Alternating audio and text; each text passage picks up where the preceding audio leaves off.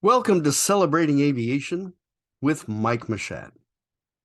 By popular request, how good are you at aviation trivia? And today we have Fly Navy. Now, if you haven't played with us before, the way this works is we'll give you a statement like the one you see here. Before the McDonnell F4 Phantom II, there was the FH-1 Phantom. You have to tell us whether that's true or false. And in this case, it's true. And then we're going to show you photos to explain the answer. Here's the F4 Phantom II in mock-up form, and here's the FH-1 Phantom. Now, before we get started, I just want to mention, yes, this is a contest, but even if you're not familiar with Navy aircraft, we invite you to watch the video. I think you'll enjoy a lot of the fun facts that we're going to bring to you in this episode. So if you're ready, let's get started. The Blue Angels U.S. Navy Aerial Demonstration Squadron has flown aircraft from Grumman, McDonnell Douglas, Boeing, and Lockheed. That is true. The Blue Angels began with Grumman Hellcats, Wildcats, and their Jet Panther, and here we see the Cougar and the Tiger.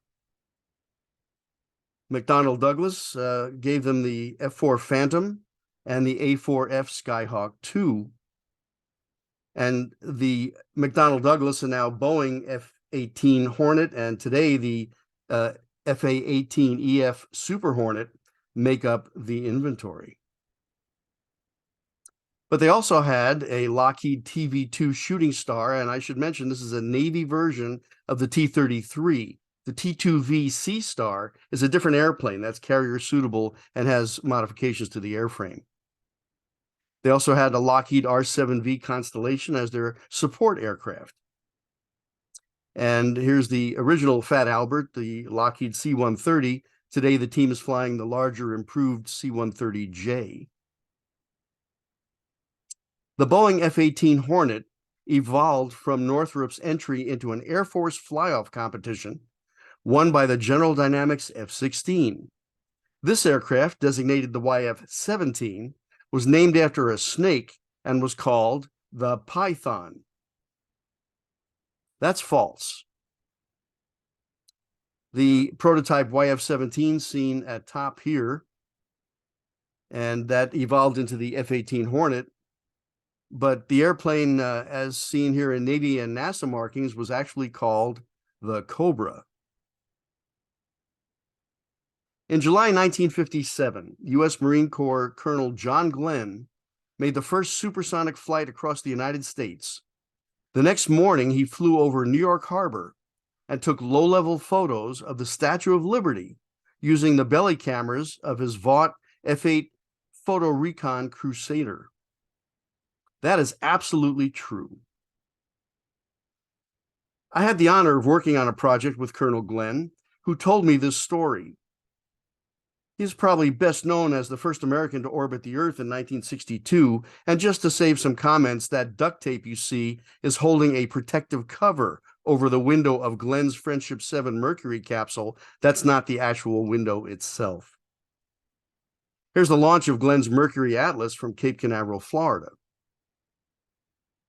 But on July 16, 1957, Marine Colonel John Glenn became the first pilot to make a supersonic coast-to-coast flight across the U.S., covering the distance between Naval Air Station Los Alamitos, California, and Naval Air Station Floyd Bennett Field, New York, in just 3 hours and 23 minutes. Glenn's jet at top and a backup Crusader refueled from 3 North American A.J. Savage tankers along the way.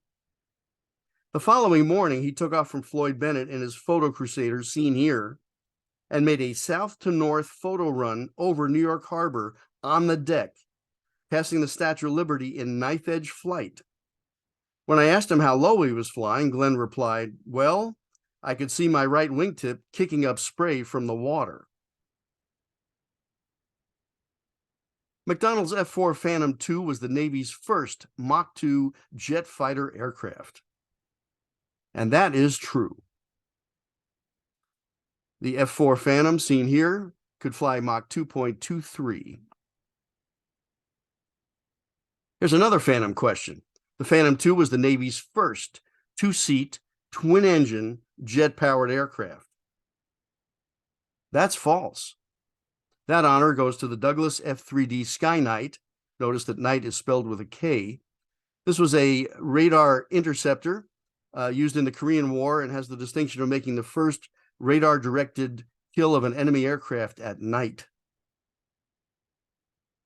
A North American P-51 Mustang was renamed Seahorse and landed on an aircraft carrier.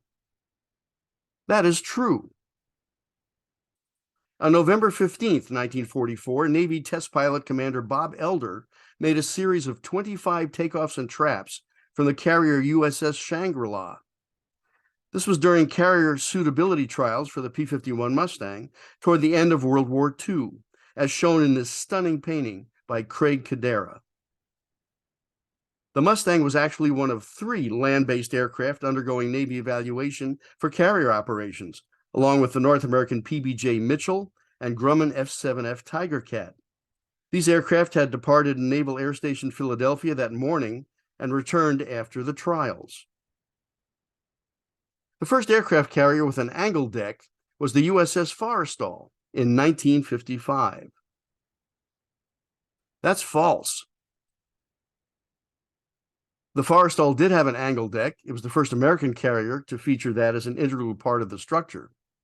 But the angle deck was invented in Great Britain, along with the steam catapult and the mirror landing system.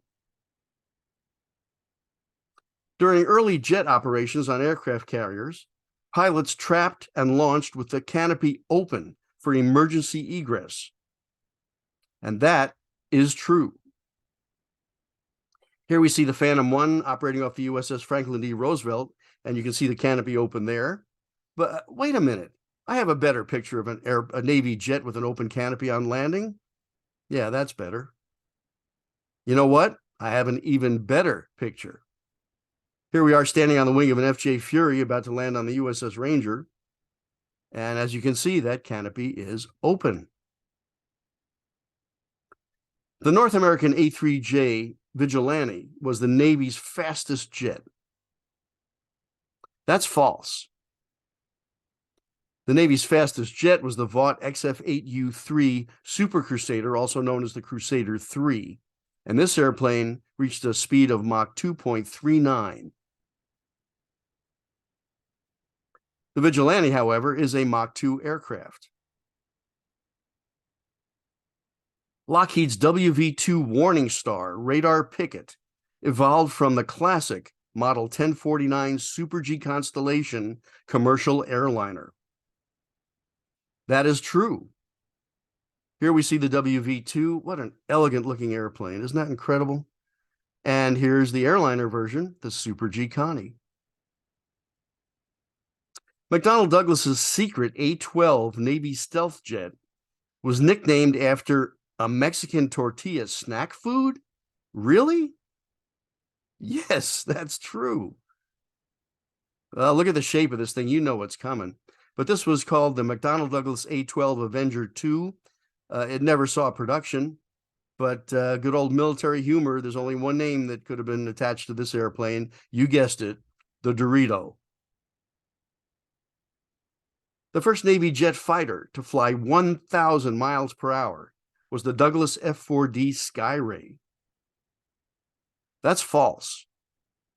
The Skyray was the first carrier-based airplane to reach supersonic speed and could achieve Mach 1 in-level flight.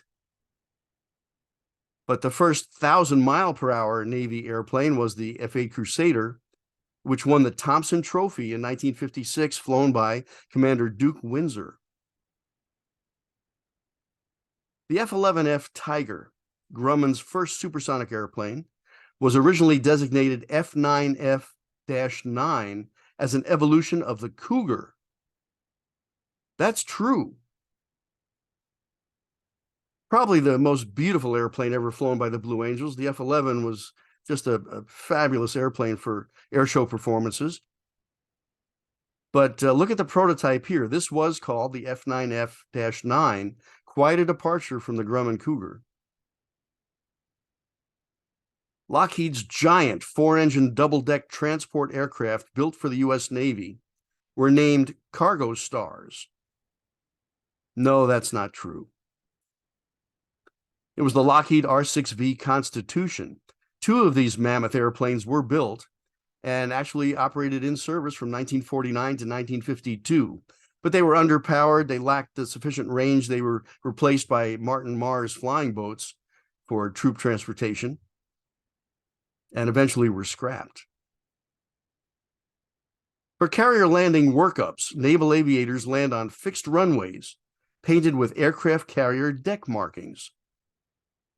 That's true.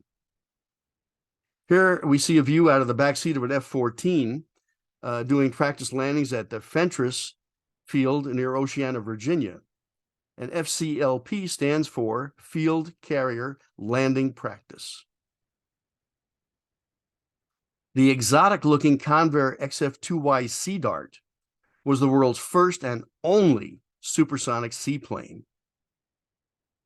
That's true. The Sea Dart flew in 1953. Never reached production, but it was an interesting experimental aircraft. However, the first jet flying boat was the Saunders Roe SR-A1, which flew in 1947 in Great Britain.